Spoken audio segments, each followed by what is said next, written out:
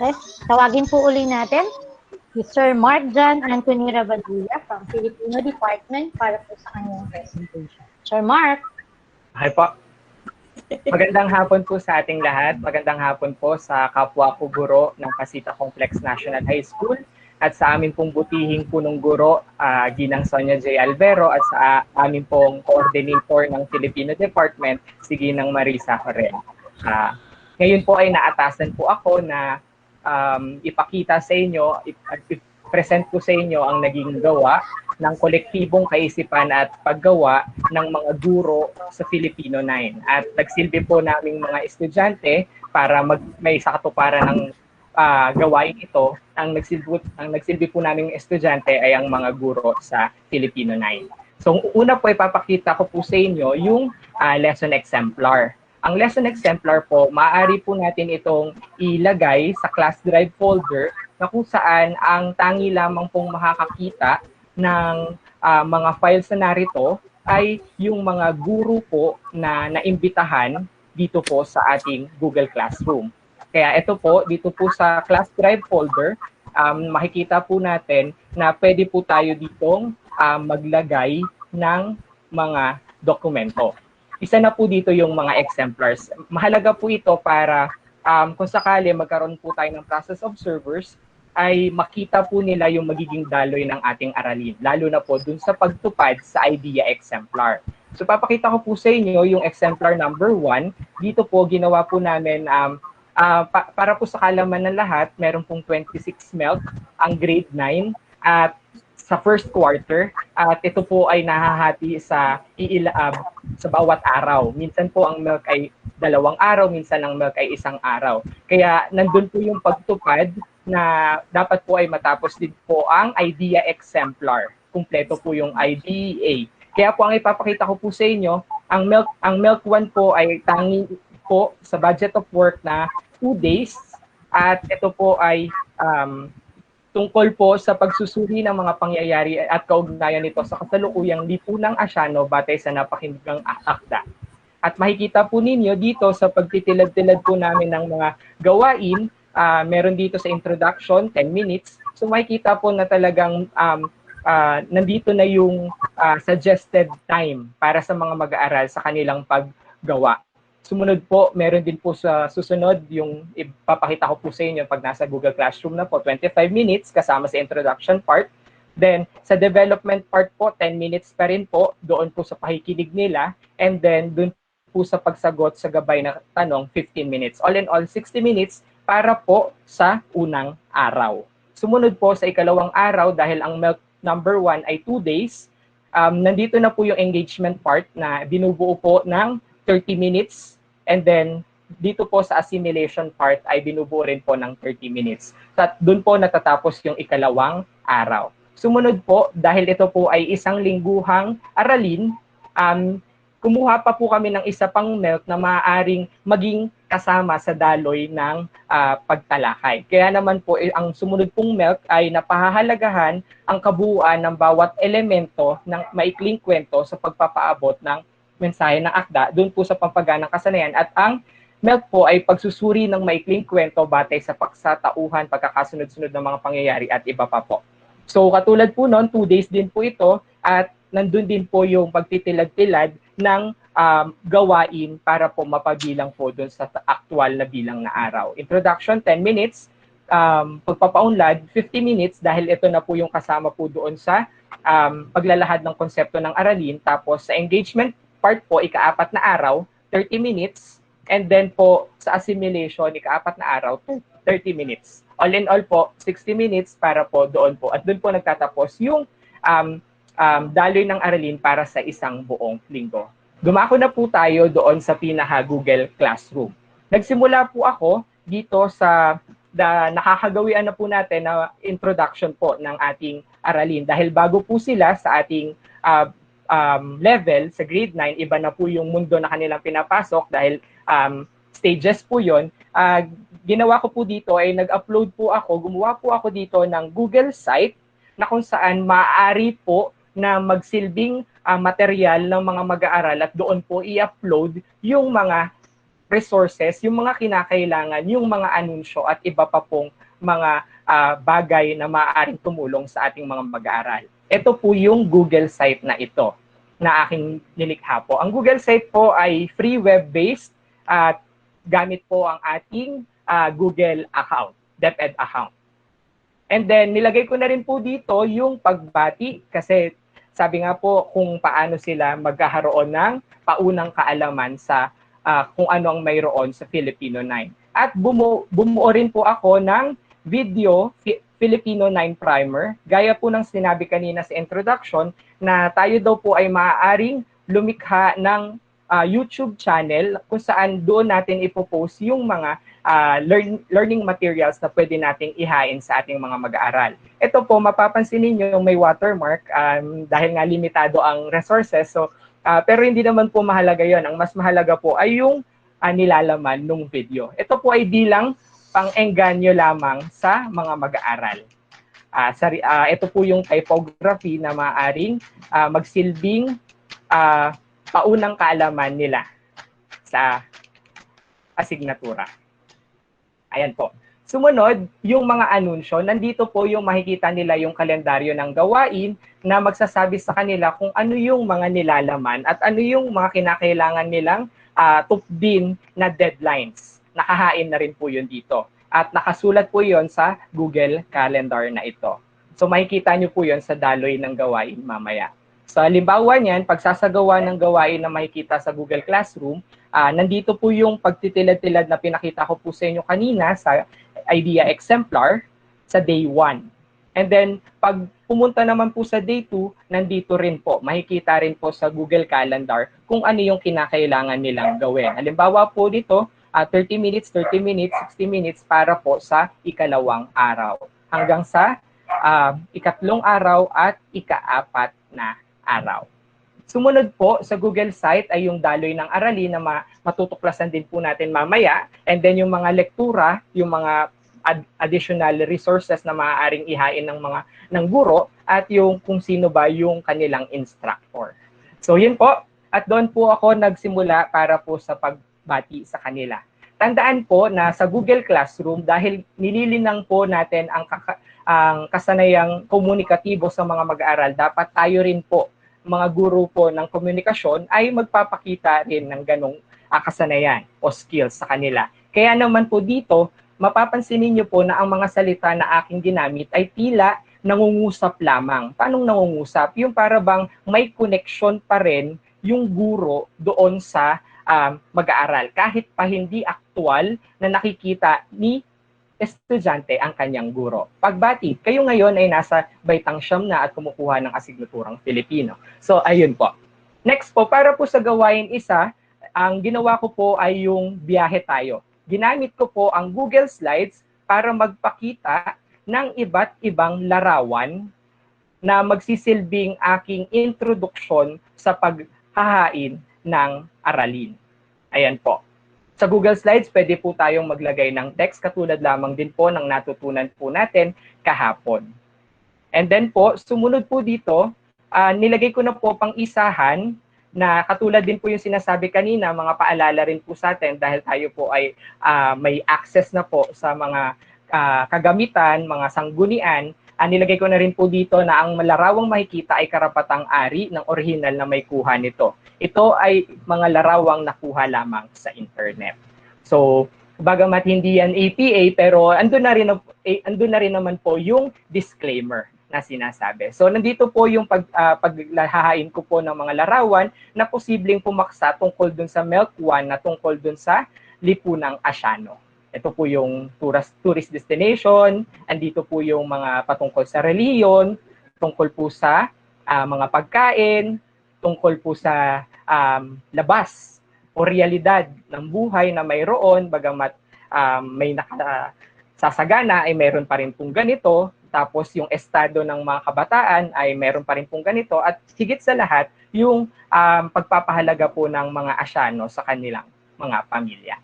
At doon po sinabi ko dito na pagkatapos ay may sasagutin silang katanungan. At ano po yung katanungan ito? ano ang pangkabuuang kaisipan na nais ipakita ng mga larawan para sa iyo? Ito po ay kanilang sasagutin at titingnan sa loob lamang ng 25 minuto. Ito po ay sa bahaging introduction part. So at makikita po ninyo dito, ito po yung mahalagang feature din po na pwede nating makuha sa Google Classroom at sa iba pa pong platforms. Sabi nga po doon sa mga webinars na na-attendan po natin, teaching presence must be felt. Dapat daw po ay maramdaman ng mag-aaral yung presensya ng guro, bagamat nasa online na pamamaraan. Ibig sabihin, nandun po yung pagproseso, andun po yung feedback.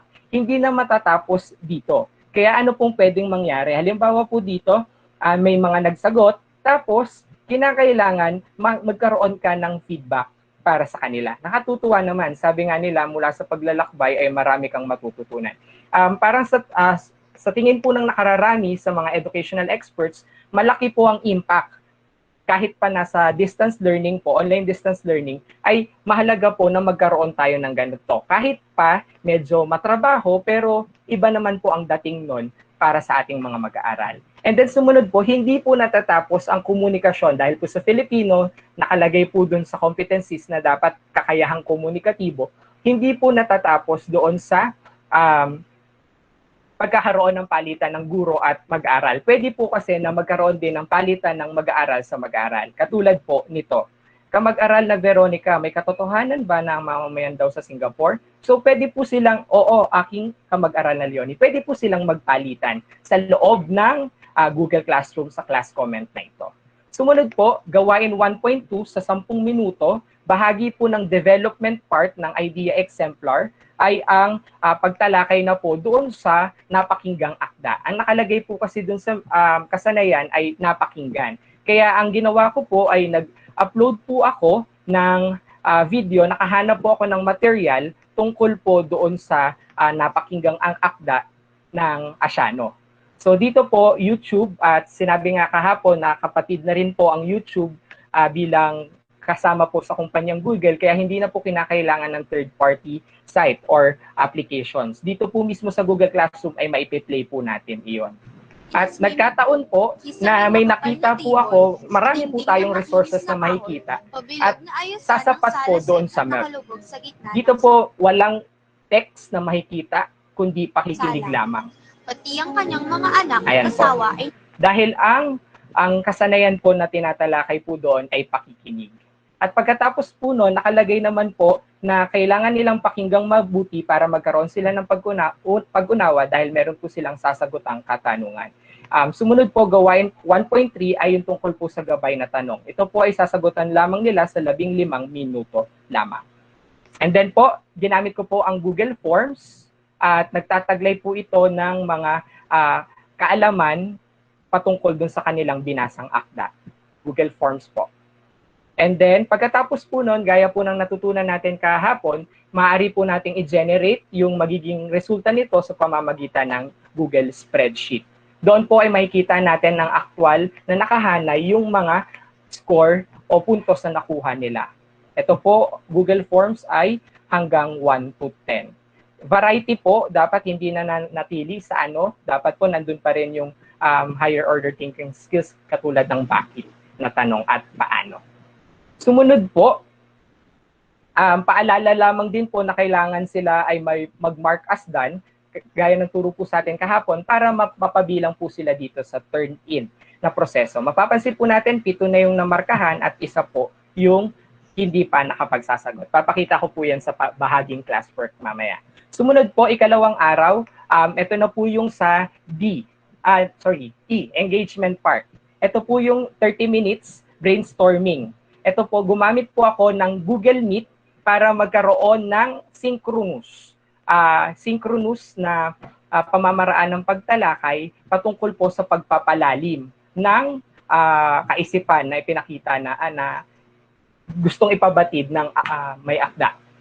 Sa pamamagitan po ng mga gabay na tanong ay magsisilbing scaffold po namin para po doon sa pagtalakay sa tawag na sa video conferencing. Gamit po ang Google Meet. 30 minutes po yon. And the next po, para po sa 30 minutes ng second day, nandito na po yung assimilation part na gagamit po ng Google Docs. Ito po yung paggawa ng output para po doon sa MELC 1. Nakalagay po dito, narito ang link ng Google Docs kung saan dito nyo itatala ang mga pangyayari mula sa akda.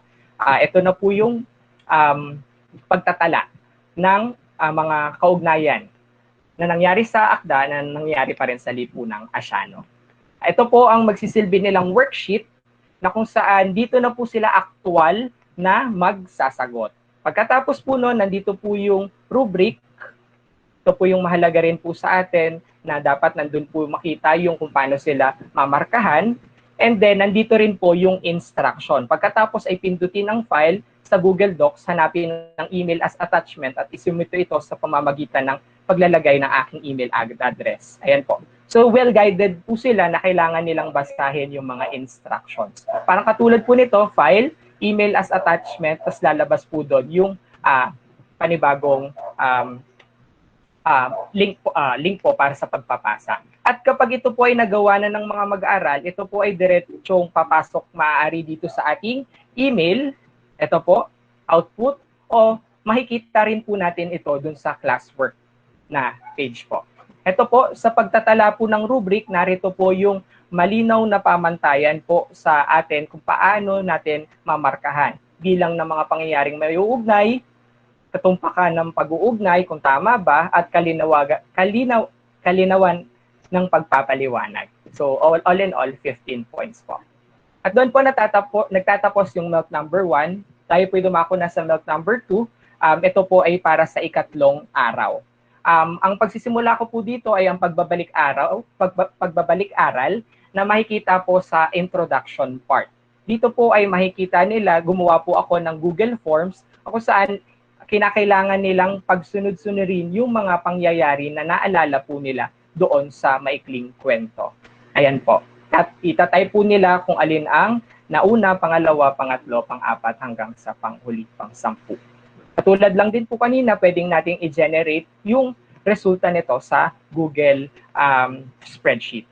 And then sumunod po, sa 25 minutes po, gawain 1.7, ito na po yung pagbasa ng akda. Makikita po dito yung pinaka-instruction sa kung anong gagawin po nila. Makikita po ang babasahin pure online po, doon po sa ginawang site. Nakalagay dito, Google site, Daloy ng Aralin, unang markahan, maikling kwento. Ganito po ang magiging itsura po. Daloy ng Aralin. Tapos po, unang markahan, and then makikita na po yung iba't ibang uri ng panitikan, maikling kwento po tayo. Tapos nandito na rin po yung link ng mismong akda na kanilang babasahin. Ayan po, mag-generate po yan at dyan na po makikita yung babasahin na kanilang kinakailangan basahin. At pagkatapos po nun, ay katulad lamang din po ng proseso, syempre po pag nagbasa, kailangan po ng may pag-unawa o reading comprehension. Sa pamamagitan po muli ng Google Forms, ay sila po ay muling magsasagot sa loob lamang ng 10 minutes patungkol po doon sa kanilang nabasang akda. Ayan po. Ilan, bakit, ano, ayan po. And the next po, dahil nga po ito po yung sa development part, dito na po papasok yung pagtalakay doon sa lektura ng pinaka-MELC po ng maikling kwento. Ito po yung sa elemento ng maikling kwento, banghay, at iba pang kaligirang pangkaalaman. Nakalagay po dito na maaari rin po nilang makita ito sa Google site. Ibig sabihin po, ang Google site po ay maaari nating, sabi ko po kanina, tumulong po sa atin na ito po yung depository material po natin na pwede nating ilagay lahat ng maaaring makatulong na resources sa atin dito po sa Google site na ito. Katulad po nito, mga lektura, unang markahan, maikling kwento po ulit, at dito na po makikita nila yung katumbas nung Microsoft PowerPoint po natin. Ayan po. Parang blog post po, 'di ba? Meron po tayong nakikita mga blog post. Ito po, sa pamamagitan ng Google site ay nakatutulong po ito para sa atin. And then next po, dumako na po tayo doon sa ika-4 na araw. ito po yung 30 minutes na gagawin po nila sa bahagi na po ng engagement part para sa MELC 2.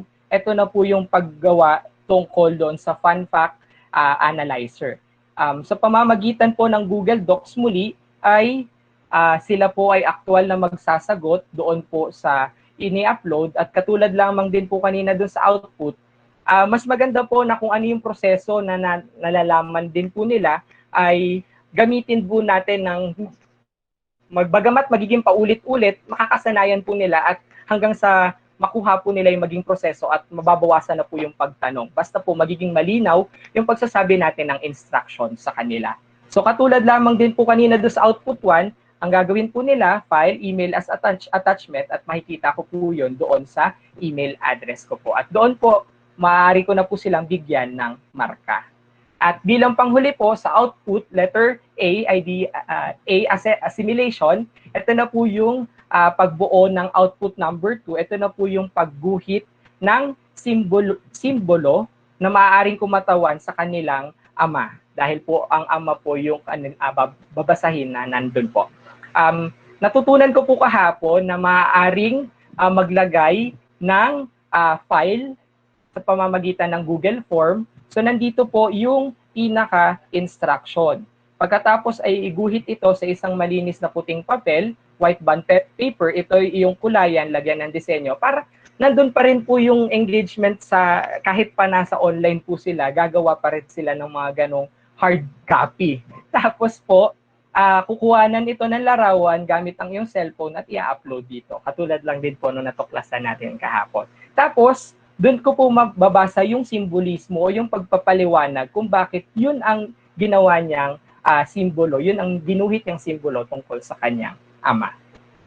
At ayun po, doon po nagtatapos yung daloy ng isang linggong paksang aralin para po sa Google Class sa MELC 1 at MELC number 5 na dalawang MELC po para po sa isang linggo. Sumunod po, ito po yung sa classwork. Makikita po natin dito yung turnouts na makikita dito yung kung sino na yung nakapagpasa, sino na yung nabigyan ng marka, at sino pa yung hindi pa nakakapagpasa. Katulad po nito, dito po sa isa pa, dito po sa output number 1, dahil po real-time ito, makikita po natin dito yung aktual na nagsasagot, aktual na nakapagsagot, at aktual na hindi pa nakapagbubukas ng file. Ibig sabihin, pwede po nating i-call yung kanyang attention. Halimbawa nito, mapapansin po natin dito, ayan, graded, andyan na may mga nakasulat yung sa output. Samantalang ito po, blanco pa. Ibig sabihin, hindi pa po niya nakikita yung post mo. Kaya po mahalaga rin po na ilagay po natin yung schedule. Katulad din po nung binabanggit kanina, mahalaga po na alam ng mga mag-aaral, tinuturuan natin sila na maging responsable din po sa schedule na ating ibibigay sa kanila. Ayan po. So ayan na naman po, may makikita din natin na ayan po ay may mga due o deadline po. And then sumunod po, sa people po, andito po makikita yung mga estudyante na ating in-invite at dun po sa mga guro. Hindi lamang po limitado sa isa, katulad po nung sinabi sa atin kahapon, pwede po tayong mag-invite, lalo na kapag meron pong observation. And then yung grades po, ito po, pwede na natin itong makita at pwede po natin itong ilagay po sa turnouts po doon sa turnouts po doon sa Google Spreadsheet. Ayan. Copy all grades to Google Sheets. Ayan po. Tapos sabi lang din po sa atin kahapon, ito po ay magsisilbing tulong lamang po sa atin para maihanay ng maayos yung mga marka na nakuha o mga puntos na nakuha ng ating mag-aaral. Ngunit hindi ibig sabihin nito ay ito na magsisilbing e-class record natin. Pwede po natin ito para mas maging mabilis dahil nasa Excel na po, ay pwede na po natin itong i-copy-paste doon po sa actual na e-class record natin. Sabi po ni Sir Taps kahapon, hintayin lamang din po natin yung memo na manggagaling sa central office. Pero ayan po, makikita natin yung pagmamarka tapos yung mismong nakuha po nilang puntos. Ayan po. At bilang panghuli po, ito po ay kolektibo, gaya po ng sabi ko kanina, ang mga ipinesenta ko po sa inyo ay kolektibong kaisipan at paggawa ng mga guro sa Filipino, particular na po sa grade 9 at ang pakikipag-ugnayan din po sa amin ng guro sa grade 10. At masusi rin pong pinag-aralan at binigyan ng obserbasyon ng aming Filipino coordinator. At kahapon po ni Ginang Sonia Alvero. At doon po nagtatapos ang aking presentasyon. Maraming salamat po. Maraming salamat, Sir Mark Jan Revadulia. Para po sa ating susunod na presenter, si Ma'am Rosalinda F. Mancia, Science Teacher, Grade 7 Science Teacher, mula po sa Masayahing Guro, Science Department. Okay. Good afternoon po. Good afternoon po, Ma'am Vista and Ma'am Alvero. So before I present my Google Classroom, let me show first the flow of my discussion. So allow me to share my screen. Ma'am, okay na po ba? Nakikita po ba? Yes. Okay pa. Yes po. This is my... Okay, so this will be the flow of my discussion. So let me present to you. Oh, wait lang. Still loading.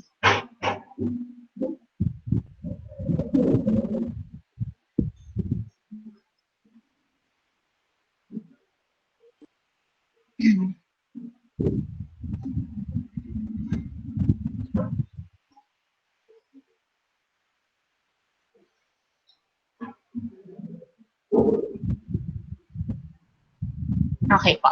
So, this lesson is intended for grade 7 science. So, I'm Rosalinda F. Mancia as the presenter, and all the activities in this lesson is collaborated by these teachers. So, Ma'am Andalyn Pluma, Ma'am Jetlyn Meneses, and Sir Paraina.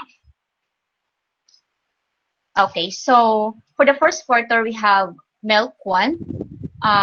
Describe the components of scientific investigation, and the number of days to teach this MELC 1 is 6 days.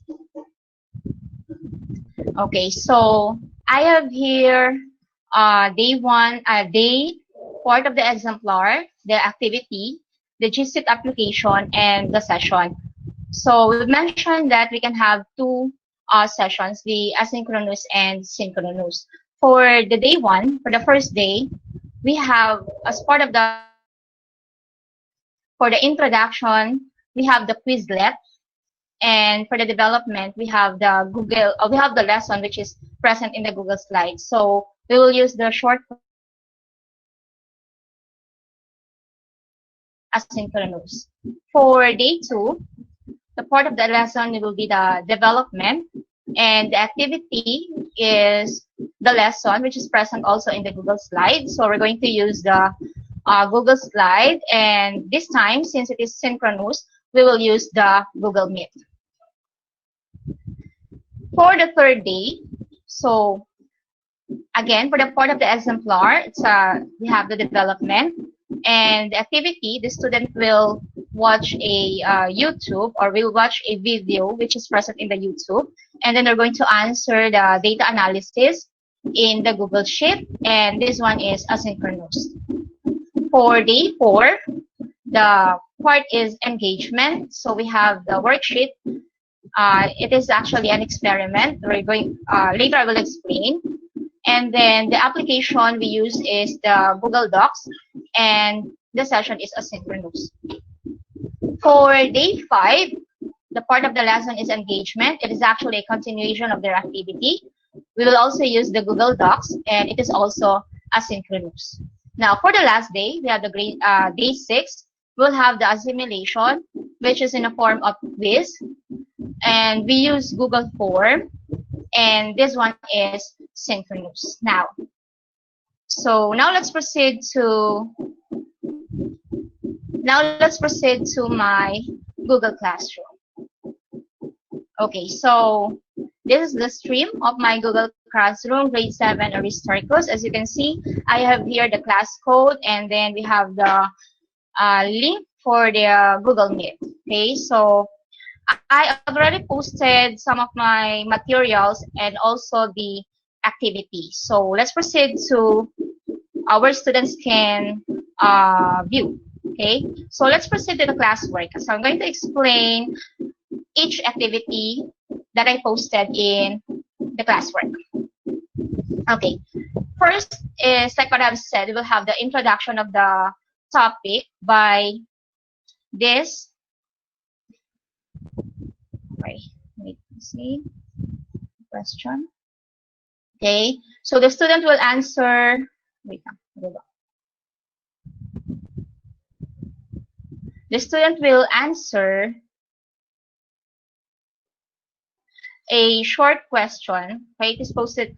It said that kindly open the link and answer the question. So they will be directed to a link wherein it is called a Quizlet, wherein the students can play or will have an idea about the steps of scientific method. So it is a short game, so they can play. Okay, they will just click and drag. Okay, all of this, these are all the parts of the scientific method. And then, since it is then there is a question, what do you know about scientific method? So they can write their answer in, it's a short response. Okay. Then after that, since it is just an introduction, eliciting the ideas of the students, then it is followed by, they can also read the PowerPoint lesson, the Google Slide lesson, or the lesson in the Google Slide. Okay, so for the development, okay, so this one is the slide.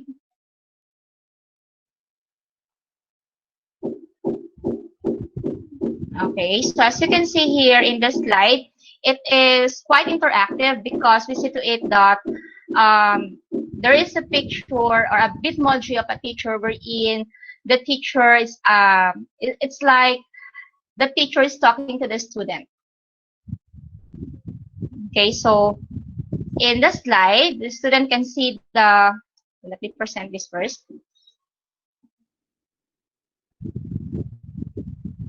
Okay, so in the slide, the student can see the milk. Okay, as you can see, there is a learning goal. And then, it's loading. Okay, pa. So that's like what I've said. It is like an interactive slide wherein there is a picture, okay, there's a question, and then it will be answered also. So, and let's have, okay. Yeah. So this slide is all about their lesson about scientific methods, wherein they will learn about the steps and how to do each step. Okay. So at the end of the slide,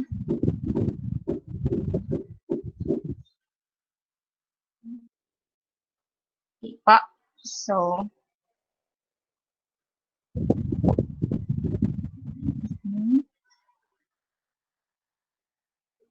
and so I will end my slide. And so these are all the steps.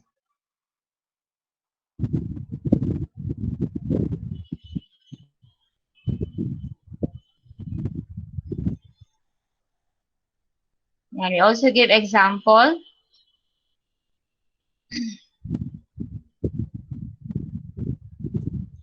Okay.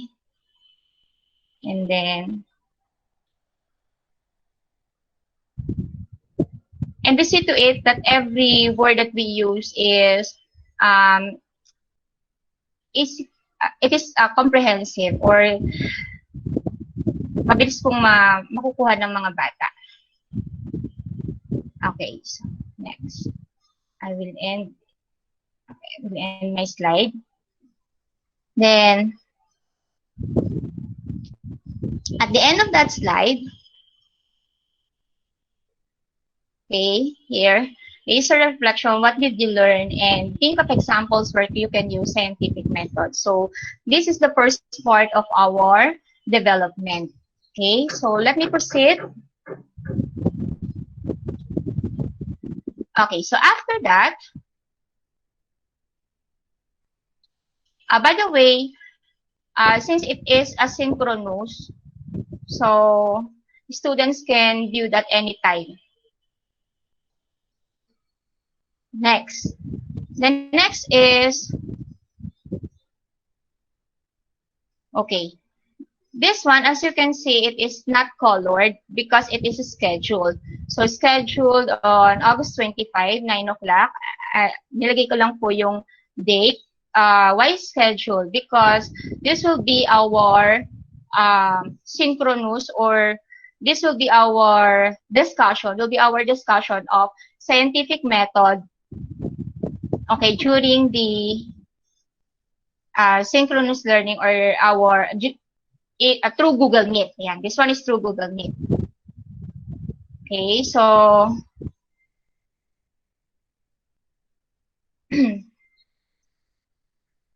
okay, so I also use the Google slide. As you can see here, there are reminders. Okay, so like mute your mic, raise your hand if you want to say something.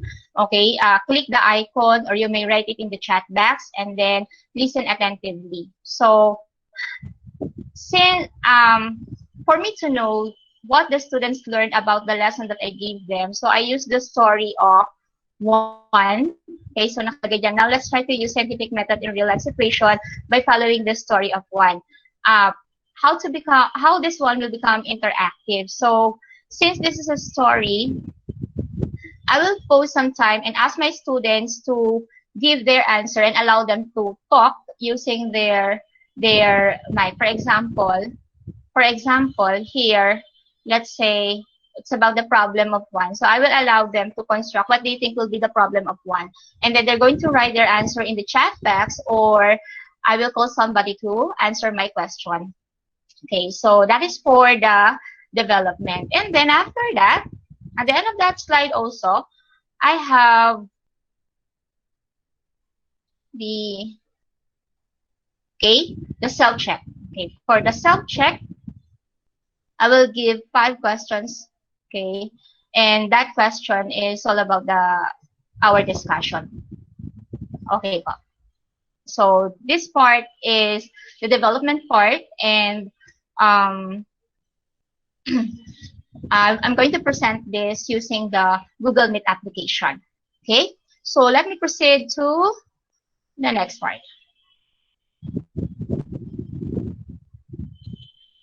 Okay, so the next one is, okay, another material posted in their classwork is watching a video in data analysis. So here, this one is the material wherein when they open it,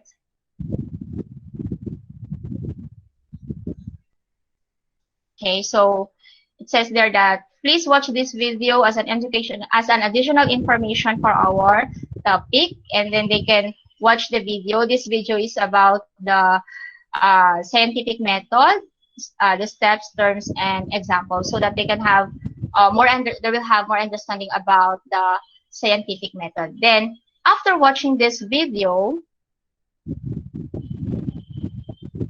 okay, so this one is the video. They can play it. Again, this is also asynchronous, so they can view this video anytime. Okay.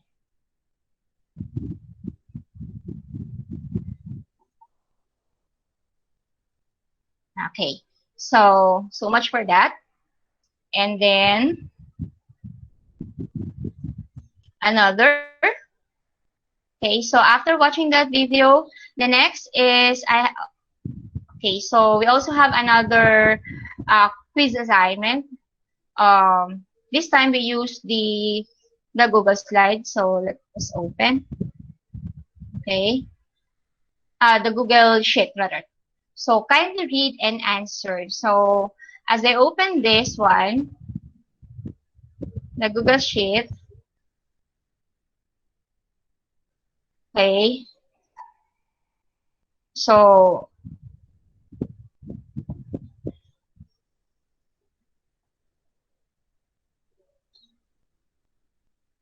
there is a title, the number of device used, wherein their task is to make a bar chart. And saan po nila gagawin yon? Dito na rin po sa Google Sheet. Okay po. Then, next. Okay. So, the submission, by the way, for this activity, this one is asynchronous also. We have here the due date, which is August 26. So this is our due date. And then the points is indicated. It is equivalent to 20 points so that they can answer. So that they are aware about the points that they can get. Okay. Next, after that, oh, by the way, that is also a part of their development of the lesson. Next, okay, for the engagement part of the lesson, we have here the worksheet. In this worksheet number 1, scientific investigation, read and understand the procedure before doing the experiment. And this time, we're going to do the experiment. So you here, nakalagay, you may ask guidance from your parents or guardian. Use the attached Google document to write your answer. This activity is good for 2 days, and please be guided with a rubric on how you will be graded. So, as you can see here, I have 2 attached worksheet. The other one is the containing the procedure, the experiment, on how the students will conduct the experiment. This one.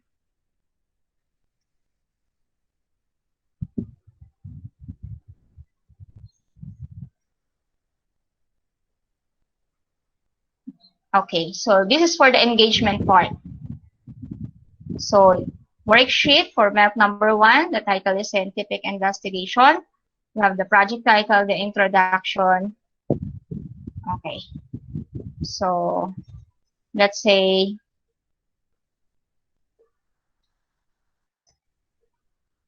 okay, so they will take the introduction. Okay, so they can read the introduction, the purpose, and then for the procedure, here is the procedure. The student will read the procedure. Okay, this is actually an experiment, so they're going to perform an experiment. So that's why we have a reminder that they can ask help or guidance from their parents or any guardian. And then there's the data here. Ayan. Now, I have another attachment. Okay. By the way, as you can see, there is a rubric here. Okay, so let me show the rubric. So that the students, and please be guided with the rubric on how you'll be graded. So that the students is guided on how they will be graded in this activity. So they can show the rubric. So it is experiment, content, organization, lab work, and documentation. We included the documentation and the quality of work. So this activity is equivalent to 20 points. Okay, next we have this one, the answer in worksheet. Each student will have a copy, so they will just click it. And then they will write their answer directly in this Google Sheet. Okay, so there is a name section, and then their answer or the data in their activity, in their experiment. Okay. Yeah. Then we ask them to put pictures here for the documentation as a proof that they did the activity. So it says here that attach at least 2 pictures in each box. So, before doing the experiment, that's the time they're preparing their materials, and then during or while doing the experiment, and after is showing their final product. This engagement part is good for 2 days so that the students will have time to prepare and to do the activity. So it is asynchronous. But they can also message the teacher if they have questions. Okay, if they want to clarify something about this activity. Okay, so there is a due date or deadline when to submit this activity, though it is asynchronous. Next. Okay, so for the last day, we have the assimilation part, which is synchronous. So as you can see here, it is also scheduled, nakalagay, quiz, 1 scientific method. It is synchronous. The teacher will post the link on that day. So the points is 20. Okay, so, and it is graded. When the student open it,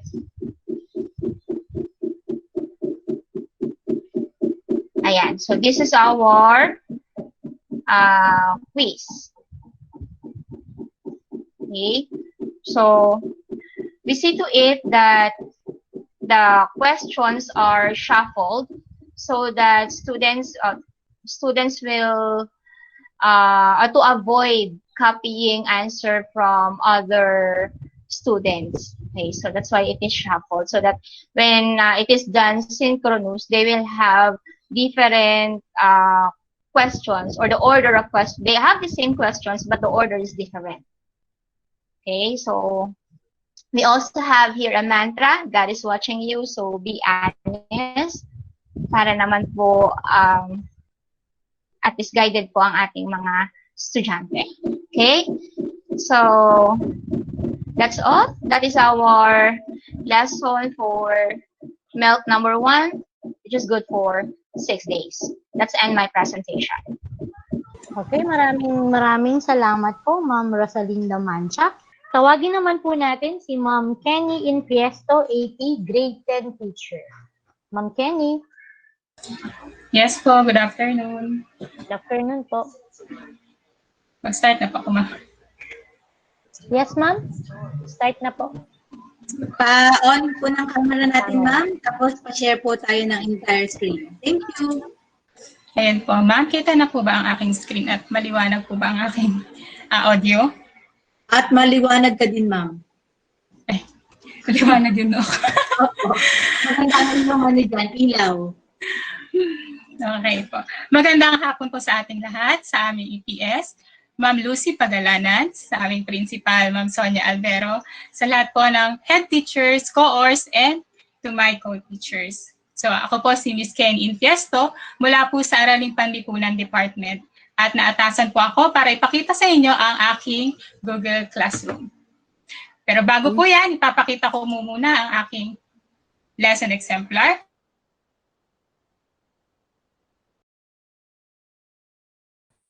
Ng kontemporaryong issue, at ang MELT 1 po ay nakalaan sa 3 araw o 1 linggo po. Ito po ang aking lesson exemplar. Yun po. So ngayon po ay tumungo na po tayo sa aking classroom. Ayan, welcome to my classroom, Miss Infiesto's Classroom of Aralin Panlipunan 10. So, makikita nyo po kaagad ang aking avatar or Bitmoji. So, sa mga hindi pa po familiar, pwede po kayong gumawa ng Bitmoji. Mag-upload lang po kayo, mag-download lang po kayo ng app.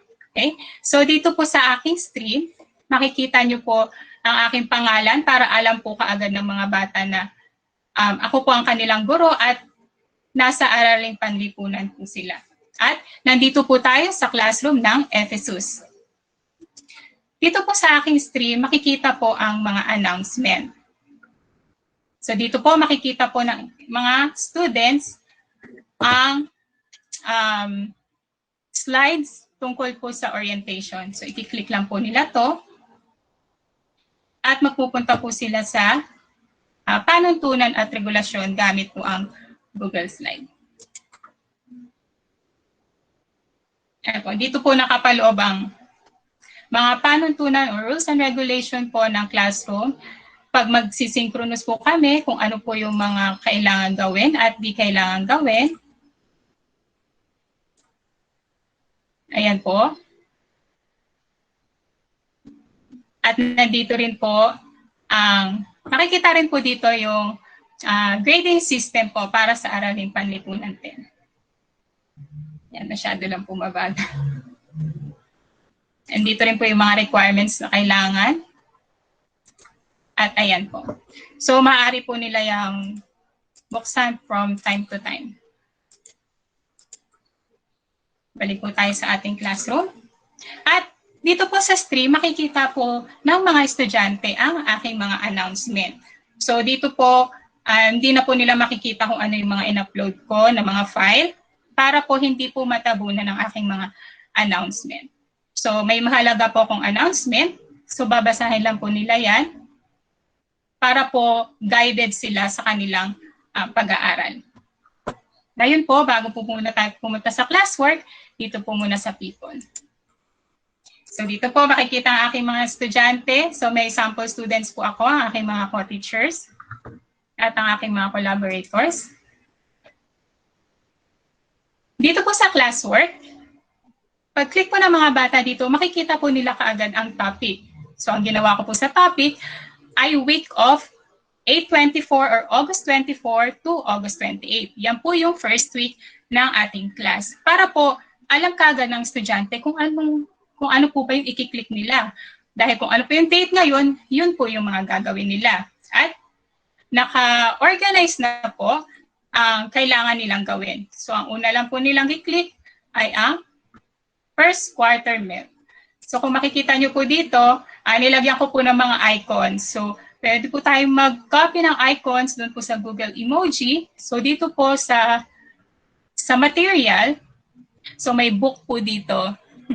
And then, sa mga gawain for activities, ball pen. So, isang ball pen sa gawain 1, dalawang ball pen gawain 2, para po mas madali po sa batang matandaan or maalala. At dito naman po sa pagtataya ay yung nakalimutan ko po anong pangalan sa tawag na icon na yan. So, click po muna sa Milk 1. At ililid po sila sa Google Slides na nandito na po yung lessons at guided na po sila kung kailan ba nila gagawin ang mga gawain. So, dito po, makikita nyo rin po ulit ang aking Bitmoji or avatar para po kung nalilito na yung mga bata sa dami po ng slides na meron sila pag nag-download sila. Pag nakita nila po to, ako po ang maalala nila na nasa 80 po sila.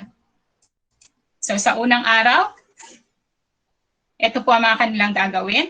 Kung hindi po nila nabasa ang aking orientation slides, maaari po silang bumalik doon dahil meron po akong paalala dito. Next po, nandito po ang mga kahalagahan, mga layunin sa pag-aaral po ng contemporaryong issue.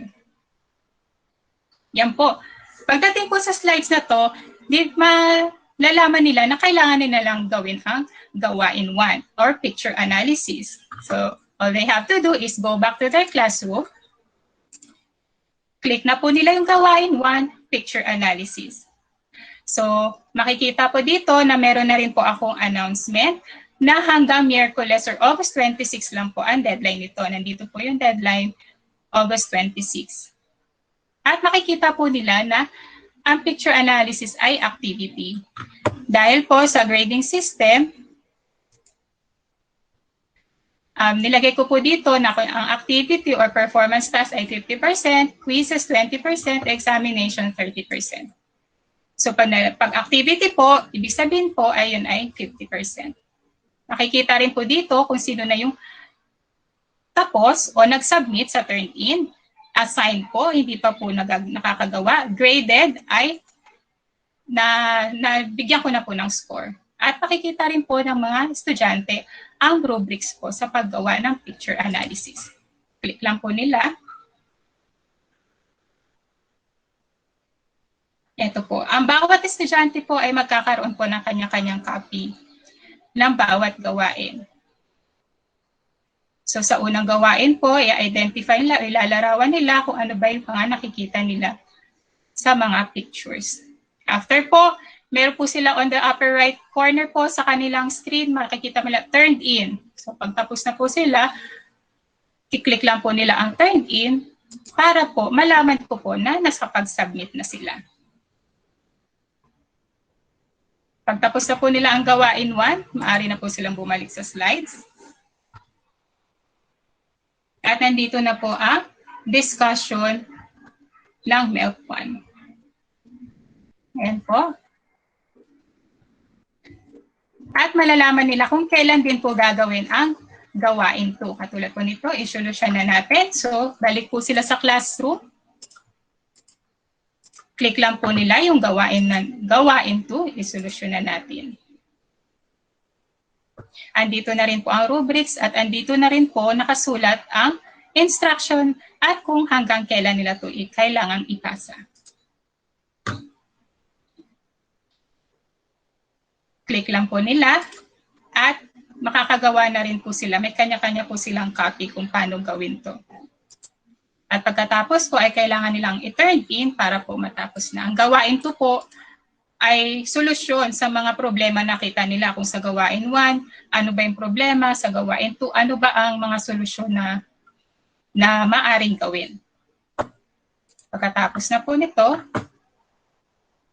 malalaman nila na tapos na po ang first day of session po sa Aralin Panlipunan. So pahinga na po sila nun. So sa pangalawang araw po, dito na po sila mag-start. Ito na rin po yung mga discussions. At nandito na rin po malalaman kung kailan gagawin ang gawain 3. So sa gawain 3 po, ang kailangan lang nilang gawin ay gumawa ng pagninilay o salaysay. So balik po sila sa classroom. Gagawin po yung gawain 3. Andito rin po yung rubrics. At andito rin po yung due date na hanggang August 28. So click lang po nila to. Bawat isa po sa kanila ay magkakaroon ng copy. Andito rin po yung panuto. Pagtapos na po sila, ite-turn in lang po nila para malaman ko po na nakapag-submit na sila. Ayan. Sa ngayon po, wala pa pong gumagawa. Ayan po. Then, balik lang po sila dito sa slides. Ayan po. At tapos na po ang kanilang pangalawang araw. So sa pangatlong araw, ano ba ang gagawin nila? Ang gagawin po nila sa pangatlong araw ay pagtataya or may quiz po silang gagawin.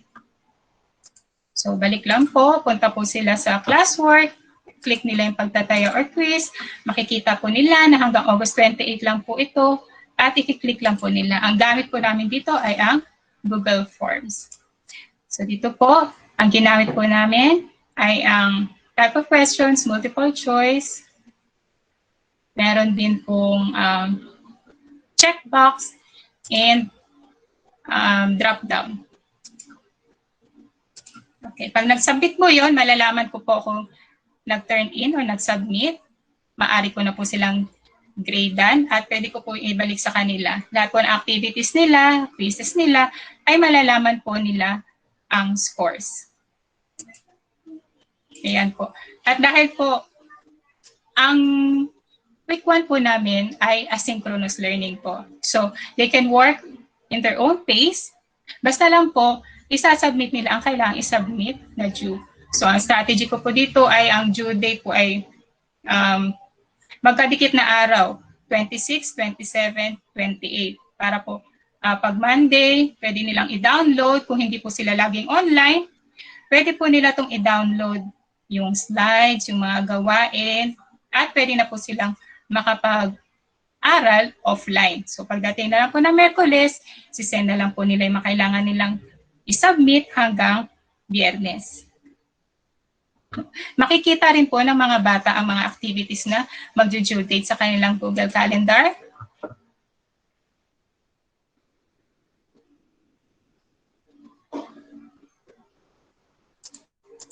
Ayan.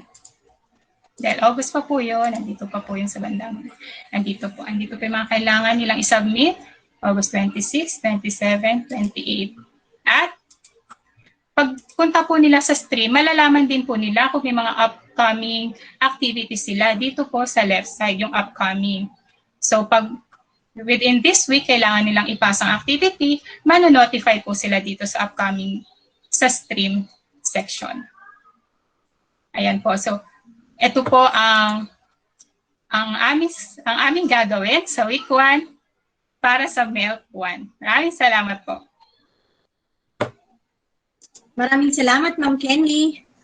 Tawagin po natin mula sa Energetic English Explorers, Ma'am Cheryl D. Saklayan, Grade 8 teacher.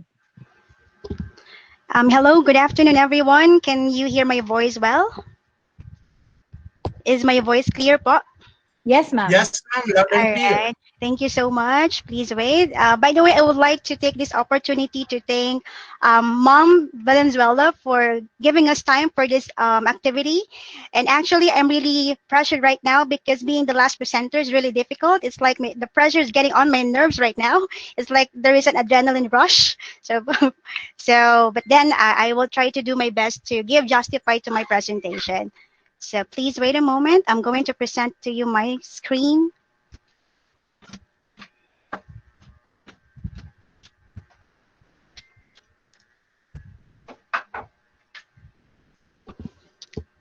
There you go po. Can you see my screen po? Yes, ma'am. All right, there you go. All right, so once again, a pleasant afternoon to everybody. Okay, wait, I think I haven't clicked my camera.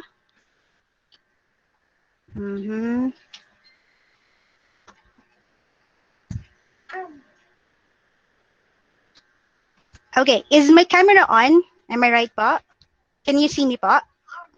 Yes, ma'am. Okay, there you go po. All right, so... Excuse me, wala pa po yung slide.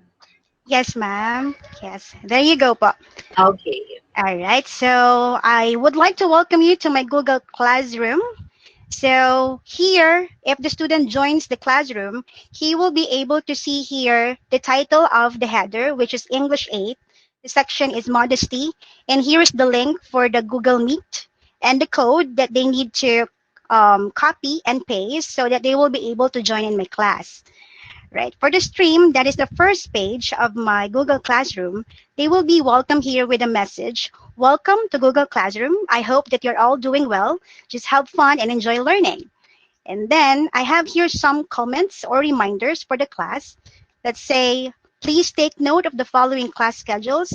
Let us assume that the lesson will be delivered on the following days. September 7 would be online class. September 8 would be self-paced learning or the asynchronous. September 9 and 10, that would be online class. Then September 11 is another self-paced learning. Then I also posted here another announcement that they need to link, I need to click the link to join the class, the meetgoogle.com. And then I also added here the mentimeter.com, right? For those teachers who have not yet tried the mentimeter.com, this is very useful, especially for us teachers to know their actual responses. So please allow me to show to you what mentimeter.com looks like. Okay, for example here, all right, this is the question. Let's say I would like to know more my students of how are they feeling right now. So they just have to take the answer. How are you feeling right now? Are you happy? Are you excited? Are you confused? So that depends on their feeling right now. So then I will be able to get their responses, the actual responses. So Based on my data here, out of my 13 students, 7 feels happy today, and then 1 is confused, and 1 is excited. So this is very useful, especially when it comes to getting their ideas, getting their opinions, because you will be able to get their actual responses. Okay, so next po. All right, so now we're done with the stream or the reminders. We can now move on to the classwork. Okay, this is the most crucial part of the Google Classroom because they will be able to see here all the topics that I will be presenting to them for the whole class or for the entire week. Okay, as you can see here, day 1 is the introduction. Let me just show it to you. Then day 2 is for the topic development, which is self-paced. I already posted it there so the students will not get confused. Then day 3 is the engagement part, or that is another online lesson. Then for the day 4, that is assimilation or the assessment part, which is another self-paced learning. So therefore, my class would be good for 4 days. So let me show to you my lesson exemplar. Oh, okay. This one. Right? The number of days, I'm so sorry, that should be 4 days, and that is good for first quarter. And then I focus on MELC 3. So I have here the objectives, the content standards, and let me just browse it. Okay, the introduction, that is good for 1 day, development, the engagement part, and the assimilation part. Okay, so now let us see how will it work on the Google Classwork. So for the first day of the lesson, there is the introduction part. Okay, please, I will click it here. All right, there you go. So on the first day of the lesson, I have here 3 activities. Okay, so I would like to introduce my lesson in a very pleasing way because I believe that the introduction of a lesson is very important for our students to get their attention and to make them more interested because this is the beginning. This is the warm-up activity of your lesson. So I decided to have here a video, a music video that is really good to listen to. Okay, so please allow me to share it with you. Okay, let us listen for a while. Can you hear it po?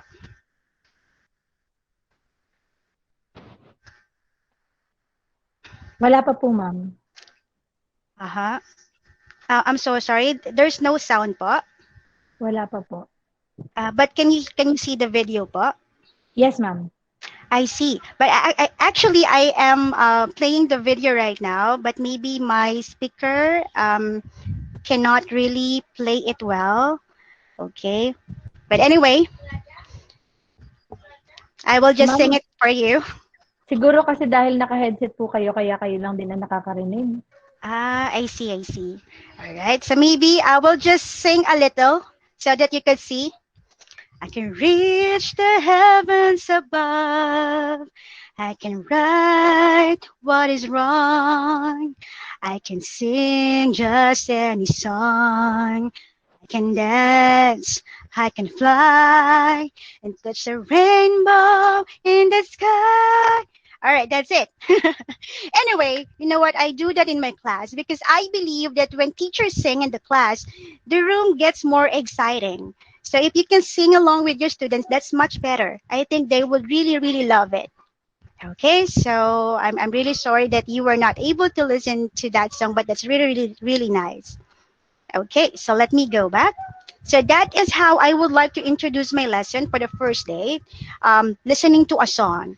So after listening to that song, there will be a short Q&A, right? Because introduction is for communication. So I would like my students to communicate with me and with their classmates. So next is a short presentation of the lesson about modals because MELCS 3 focus on modals. Okay, so let me just present to you my slides. So I use Google Slides to present the lesson and how it looks like. Okay, all about modals. We have the definition of modal. It's up for our student to read it. I hope that they will read it very carefully. Modal for ability. We have here the examples, modals for ability, and the example sentences. Next is for giving permission. All right, so that's it. That's only a short lesson, right? Because that is only an introduction. next part of that lesson for the introduction is a short activity again. All right. So after listening to that song, there will be an activity that will be done on Google Docs. Google Docs is already provided, so they don't need to go to Microsoft Word or go out of the page because it's already given. So here, the direction, list down all the sentences you have heard from the song I Can that express ability. So like what I sang earlier, I can sing, I can dance, I can fly, I can reach the heavens above, I can love you until the end of time. Okay, next. Interview or ask your partner about what he or she is good at or what she can do best. Right. This is a very good activity for me because there will be an interaction between two students, right? Because if the teacher will keep on talking, that will be boring on their part. So I think we should give them time, right, to interact, right, to each other. So that would be the activity. And this is not actually graded because this is like a simple seat work for them, for me to know how far is their understanding of the lesson. Okay, now we're done with the first day of the lesson, which is the introduction to modals. Now let's move on to day 2. Okay, we will just click it here on the left side.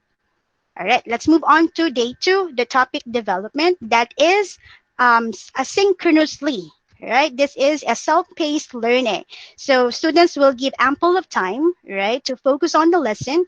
If they have more time at home, then that is much better. Okay, so let me show it to you. Since it is a development part of the lesson, I have here the continuation of the slides. First, I showed to you earlier the first part of the modal. Now, this is the continuation, all about modals 2. Since this is asynchronous, it is self-paced learning, I have given here more examples, right, for them to get more familiarized with the topic. Okay, let's just take a look at it. Okay, and of course, I did not forget to include a video because since I am not there or maybe their parents are not available to guide them or assist them in learning, they could do it. They could do that by themselves by watching the video. Right? So if they cannot understand what has been written on the slides, they could go to this video and watch it over and over again until they master everything about modal verbs. Okay, so let's go out. Okay, let me just close it. Okay, next. We're still on the day 2, right? The development part of the topic. After watching the video, right, about modal verbs, we will now move on to a graded activity. Okay, let me just click it. But the students don't need to rush because this is actually scheduled. Right? They don't need to rush because they will be given ample of time to finish the activity. Right? So I gave them actually 2 days for them to submit that activity. So my instruction here is in the Google Docs provided. I use the Google Docs here. You will construct a short paragraph with a minimum of 200 words about your hero. Think of his abilities or things that he can do and try to be creative. Okay, so next. All right. Actually, you could see that. You could see the accomplishment of your students. Let me tour you here. I have here only one student. All right. I actually have 3 students here, but only one made it right. Right. She was able to submit it on time. Not actually on time, but really advanced, right? Because the schedule of the submission would be on July 20, but she was able to submit it. She was so excited. She actually got a perfect score, right? So here the overall grade of that student is 100%. So in Google Classroom, you will be able to see the accomplishment of your students and the grades that they got from the activity that you have given. Okay, so we're done with day 2, the development part. Okay. Okay. As what you can see here on the right side, right, we have here 0 turned in, 2 assigned, and 1 graded. And that is Mom Set, right, my student. She got a grade because she was the only one who submitted her work. Okay, next, let's move on to day 3, the engagement part. Again, after the asynchronous learning, we will now move on to online type of learning. That would happen on the 3rd day. Okay, so here for the engagement part, of course, we want our students to get more familiar. We wanted them to apply what they have learned from the lesson. Okay, so the activity that I decided is like a role playing. So the direction here is that students will be grouped into 4 and they will collaborate to come up with a short script based on the scenario the teacher will provide. Each group will be given 15 minutes to work on the task and 5 to 8 minutes for each group to present their finished output. So this is how it looks like. Okay, like what I said, this will be a group activity since this is an engagement part. So this is a collaboration, right? Since this will be done by group. So the instruction here again is like they're going to create a script or short play with a given scenario using the models assigned to each group. Let's say for group number 1, they will come up with a script. The scenario is bragging up family members among friends, and they need to use models of ability. Then so on and so forth. Okay, there you go. Of course, we should not forget to have the criteria. That is very important. Of course, parents are there to check their works, and they will be able to see the grade of their kids or their children. So to avoid being subjective, it's really good to have this criteria. That's why I did this. For every activity that I do, I make sure that I have a criteria for it. Okay, so let's close it. All right. We're now done to day 3, the engagement part. I believe that would really last for an hour, right? Because I said earlier that they are given 15 minutes to work with their group and 5 to 8 minutes to present it. And then the last one is the assimilation part on the 4th day of the lesson, or the assessment part. That would be done on a self-paced learning or asynchronous. Okay, so here, all right, there will be an assessment. So I made a quiz on Google Forms. Okay, let's see. All right, there you go. Of course, I put a quote here. You are close to the victory. Don't you dare give up now. Right? So that's like a motivation for them. Okay, so I put here the email address of the student, the section. And then I have here a true or false type of question. And then multiple choice type of question. All right, so let's try how many of my students made the test successfully. All right, you will see here I got 3 responses. All right, and then I actually generated the score. This is how it looks like. Right, you will see the questions. Okay, wait. All right. Okay, so here are the data, okay, of my students, the score of their test. But just to make it much easier, you can actually download it here. Just click it, just click this button, and then you will, that will generate the scores of your students. So let's say, for example, my 3 students here, Mom Eden or Mom Seth, I'm so sorry to announce your name here, right? She got 10. Mom Catherine got 10, and Mom Sir Kevin, I guess she did it intentionally. He did it intentionally. He got 7. All right, so that's it. That is the summary of the quiz of my student. Okay, so let me close that. Okay, so after that, after they answer that, Actually, this will not be done right away. I scheduled this exam. So this will be submitted to me on or before July 21, and the deadline would be at 10 a.m. Right? So they don't need to be in a rush. They could have more time to study. Okay, but then they need to be very careful. They need to avoid cheating because the questions are reshuffled, right? So the questions are not the same because I just click the reshuffle button there that would make sure that the items or the tests will not be the same, right? Because we need to be very careful with our students who have that kind of activity. Okay, next one is the last one. Um, I chose to end my lesson with a video again because you know what? I really find of music because I believe that music has the power to move spirits. And whenever we listen to music, right, whatever negativities we have, there's something magic, right, that moves you. So for this one, maybe you will not be able to hear it. This is a video of Nikki Vujovic.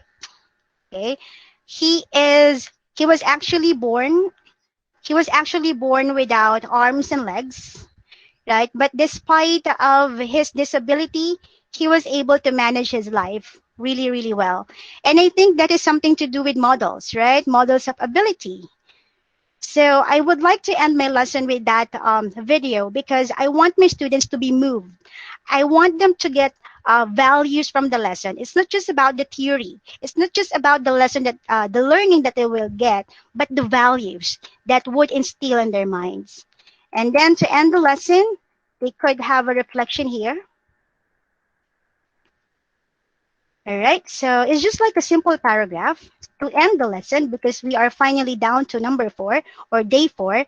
So please write down all your realization from the first day of the lesson to the last. You can refer to the video to base your reflection. Okay, and then, okay, please wait a moment. Let me just go back here. Okay, I just forgot. Okay, let me just share it with you guys. This is, I'm so sorry, teachers. Okay, for the second day, I forgot to share it with you because I think this is very effective for us teachers to teach this to our students, the contextualizing of the lesson. Okay. On the day 2, that is the development, I have decided here to use their hobby because most of our students have this hobby of taking pictures, selfie, right? So I utilize this kind of hobby of our students to be engaged in our lesson. So here the instruction is take a selfie or picture of any activity that shows the usage of models, ability, permission, suggestion, advice, and obligation. Then please write down a caption before your picture. Here, I will be able to know how really well or how far they understand the lesson by taking a picture around their house. Okay, let's say, for example, for number 1, I actually put here the example because most of our students have difficulty understanding the direction. So to avoid asking a lot of questions, sending messages on the chat. So I really put here, I put here the example. So the picture is like cooking. So if I will make a sentence about it, I can cook Korean dish very well. Okay, so that's it. So they need to post their works below that picture. Okay, so let me just show you another one. All right, so the calendar. Okay, for your students not to be lost, not to get lost in your Google Classroom, they could actually check the schedule. So on Monday, on the 20th, they need to submit their assignment, their first assignment, My Hero, that is like, that is a short paragraph. And then on the 21st of July, they need to submit the quiz about models on or before July 21 at 10 a.m. Okay, well, I think students will not be lost here because everything is written down here, especially on the stream side, because everything is written down here as an announcement. So they just have to be very keen and read everything that is written. Okay, well, I think that would be all. Thank you so much po. Salamat po. Thank you so much, Ma'am Cheryl Saklayan. Thank you so much po.